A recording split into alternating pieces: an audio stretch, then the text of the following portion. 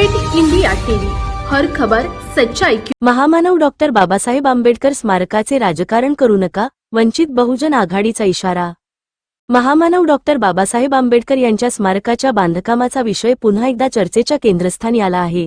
नियोजित जागेवरील अतिक्रमण हटवून त्या ठिकाणीच स्मारक व्हावे, या मागणीसाठी वंचित बहुजन आघाडीकडून सातत्याने पाठपुरावा सुरू आहे।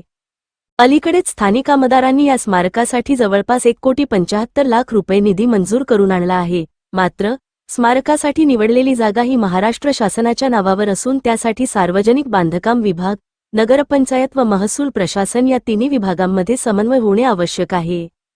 वंचित बहुजन आघाडीने आरोप केला आहे की निवडणुका जवळ आल्याने संबंधित विभागांकडून स्मारकाच्या जागेवरील अतिक्रमण न काढता केवळ मोजमापाचे काम करण्यात येत आहे। त्यामुळे आंबेडकरी अनुयायांना भुलवण्याचा राजकीय प्रयत्न सुरू असल्याची शक्यता नाकारता येत नाही, असे आघाडीने स्पष्ट केले आहे। आज वंचित बहुजन आघाडीचे तालुका अध्यक्ष निखिल कांबळे यांच्या नेतृत्वाखालील शिष्टमंडळाने सार्वजनिक बांधकाम विभागाला भेट देत रितसर निवेदन सादर केले।